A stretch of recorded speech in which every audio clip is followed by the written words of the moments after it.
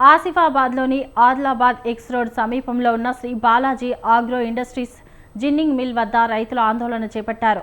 పత్తి తీసుకుని 130 వాహనాలు వచ్చాయి. 100 వాహనాల్లో పత్తి కొని 30 వాహనాలను అధికారులు లోపల పెట్టించారు. పత్తి కొనుగోలు మొదలకపోవడంతో అధికారులను రైతులు అడిగారు. మరో 2 రోజులు కొనుగోలు ఉందని చెప్పడంతో రైతులు ఆందోళన చేపట్టారు. 2 రోజులు సిపిఐ పత్తి కొనకపోతే వాహనాల యజమానులు వెయిటింగ్ ఛార్జీగా 2 నుంచి 3 వేలు అడిగారని రైతులు చెప్పారు. తాము వరుసలో ఉన్న జిన్నింగ్ యాజమానులు చెప్పిన వాహనాలను నేరుగా లోపలికి తీసుకెళ్లి కొంటున్నారని రైతులు ఆరోపించారు.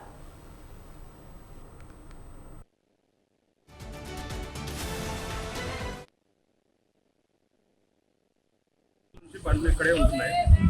టార్గెట్లు కాకుండా టార్గెట్లు అవుతున్నట్టు చాలా అంటే బండికి ఎక్స్ట్రా ఛార్జెస్ ఇవ్వాలి.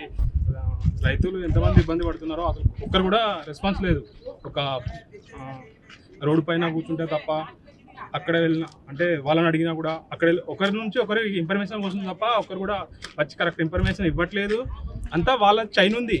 బట్ ఏం చేస్తున్నారు అసలు ఎక్కడ అర్థం అవ్వట్లేదు. 3 days చేస్తా అని చెప్తున్నారు అంతే. ఎప్పుడు చేస్తారు ఇంకెవరకు ఇంకా ఏం రెస్పాన్స్. అలాంటి వాళ్ళు ముందు చెప్తే బాగుంటుంది ఏదన్నా కానీ ఇన్ఫర్మేషన్. ఎందుకు ఇంతమంది ఒకరి వల్ల ఇంతమంది ఇబ్బంది పడరు లేదా అని చెప్తే ముందే ఇన్ఫర్మేషన్ ఇస్తే బాగుంటుంది.